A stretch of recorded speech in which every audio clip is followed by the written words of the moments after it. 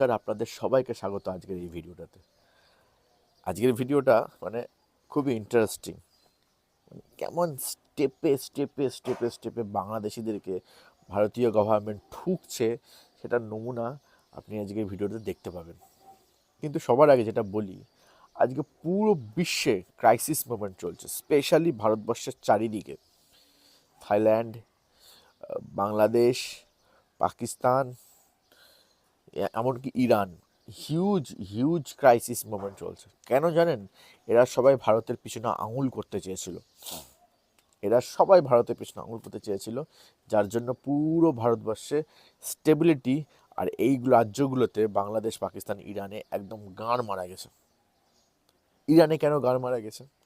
ইরানের খামেনাই, ঠিক আছে, মোল্লা, ও কী করেছিল? আমাদের কাশ্মীরে যে সেপারেটিস্ট গ্রুপ আছে ওদেরকে ফিউল দিত। খামেনাই কী করতো? রাতের অন্ধকারে লুকিয়ে লুকিয়ে পাকিস্তানকে তেল পৌঁছাতো, ঠিক আছে। আর বাংলাদেশে তো আছেই ওর চারটা। তো এইগুলোই আমাদের ভারতীয় গভর্নমেন্টের পছন্দের না, ঠিক আছে। তুমি লুকিয়ে লুকিয়ে কেন তেল পাঠাবে যেখানে স্যাংশন করা আছে? আর তুমি কেনই বা আমাদের সেপারেটিস্ট গ্রুপকে, যেগুলো ভারতবর্ষের সেপারেটিস্ট গ্রুপ আছে যারা পাকিস্তানের স্লিপার সেল, তাদেরকে কেন ইন্ধন দিবে? হচ্ছে এখন ইরানে দুমদাম দুমদাম। আর তার মাঝখানে আছে আমাদের থেকে, আমার জায়গা থেকে মাত্র 10 কিলোমিটার দূরে বাংলাদেশ। সেখানে কিছু বোকাচোদাগুলো ছিল যাদের নাম ছিল হচ্ছে হাসনাত আবদুল্লাহ, সার্জিস আলম, ব্যারিস্টার ফুয়াদ, ইউনুস, মেহেদি হাসান। এরা সব কটা রামপাট বোকাচোদা ক্রিমিনাল। এক ধরনের ক্রিমিনাল হয় স্মার্ট ক্রিমিনাল, দো অল ক্রিমিনালস আর বোকাচোদা, বাট এক ধরনের ক্রিমিনাল হয় ওই বোকাচোদা স্মার্ট, স্মুথনেস, স্মার্টনেসের সঙ্গে ক্রাইম করে। আর এক ধরনের হয় বোকাচোদা ক্রিমিনাল। এগুলো হচ্ছে সেই ধরনের বোকাচোদা ক্রিমিনাল। এই ইউনুস থেকে শুরু করে মেহেদি হাসান পর্যন্ত এরা সবাই। আজকে আমাদের দেশে এত রিসোর্স অ্যাভেলেবিলিটি, যখন পুরো বিশ্বে আনস্টেবিলিটি আছে, তার একমাত্র কারণ হচ্ছে বিজেপি সরকার আর নরেন্দ্র দামোদর দাস মোদী, ন্যাশনালিস্ট সরকার। আজকে যদি আমাদের দেশে কংগ্রেস থাকতো না, এরকম করে হাতটা তুলে দিত, আমরা তো পারছি না। একদম সরাসরি কথা, কংগ্রেস থাকলেই আজকে আমাদের দেশে হাতটা তুলে দিত। কিন্তু যেহেতু আজকে আমাদের দেশে বিজেপি সরকার আছে, সেই জন্য আমরা আমাদের দেশে এত ইনস্টেবিলিটির মধ্যেও স্টেবল আছে, আপনার রিসোর্স অ্যাভেলেবল আছে। হ্যাঁ, আমাদের প্রধানমন্ত্রী একটা ওয়ার্নিং দিয়েছে যে কোভিড লাইক সিচুয়েশন আসতে পারে, আবার নাও আসতে পারে। আশা করছি আমি আসবে না, কারণ দেয়ার আর সাম পলিটিক্স ইনভলভ ইন, পুরো জিও পলিটিক্স ইনভলভ, যেটা হরমুজ প্রণালী ক্লিন হয়ে যায় তার জন্য কাজ করা হচ্ছে। খুব তাড়াতাড়ি ক্লিন হয়ে যাবে হরমুজ প্রণালী। কিন্তু যেটা দেখে আমার সবথেকে বেশি মজা হচ্ছে সেটা হলো এই বাঞ্চদগুলোর নাম কি, এই বাংলাদেশিদের দেখুন কি অবস্থা, তেলের লাইনে কীরকম ভিড়।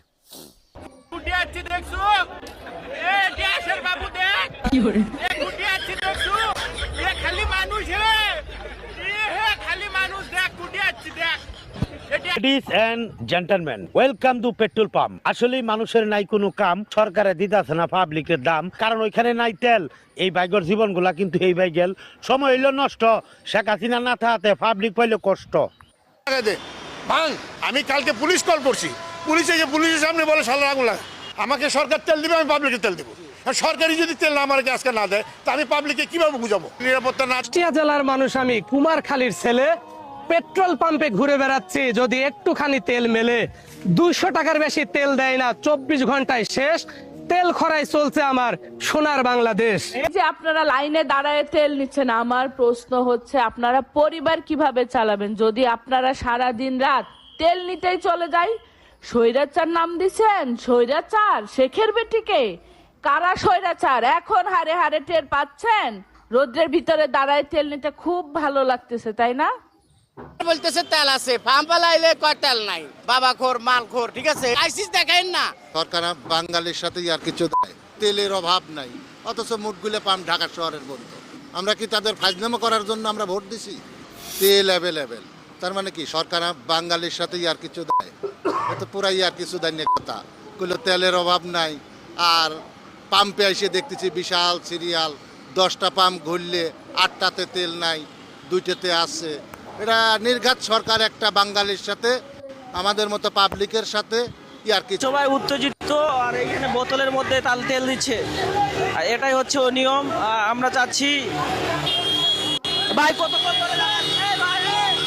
2 ঘন্টা ধরে। আপনি কতক্ষণ ধরে? 1 ঘন্টা এইখানে 1 ঘন্টা। কি শুরু করছে ওরা? দুইটা লোক ঘন্টা ঠিকই দিলে সব ঝামেলা। ঠিক আছে, বড় জ্বালা জ্বালা। তারিখের পরে আমার মনে হয় তেলের সংকট আর থাকবে না, কারণ 1 তারিখের পরে 100% তেলের দাম বাড়বে। দাম বাড়লে পারে যারা রিজার্ভ করে আছে ওরাই চালাবে, তখন দেখবেন এইগুলো ফাঁকা করতেছে। হাসিনা সরকারের মতো সরকার আসবে না বাংলাদেশ। আমরা আবারও আওয়ামী লীগ সরকারকেই চাই। তারা তো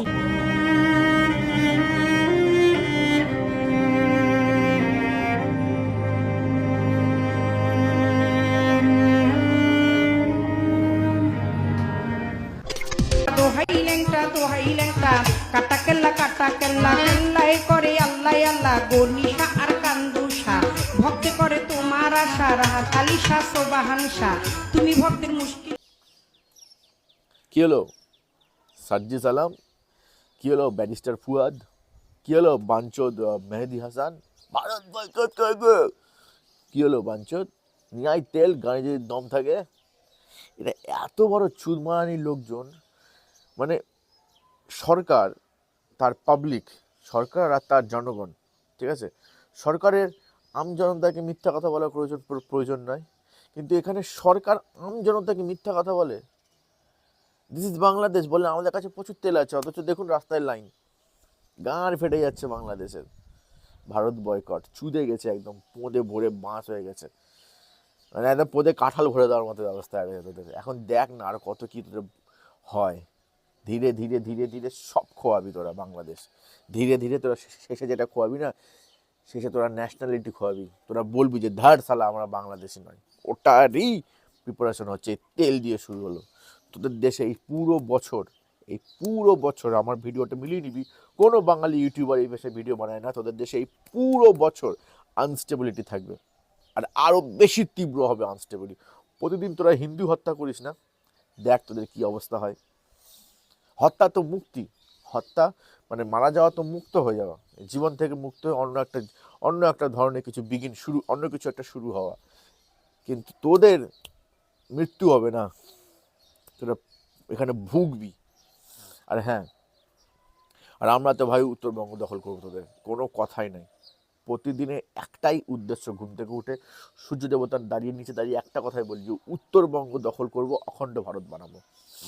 তুই দেখবি বাংলাদেশে আর পাকিস্তানে কেমন করে ইসলামের পতন হচ্ছে।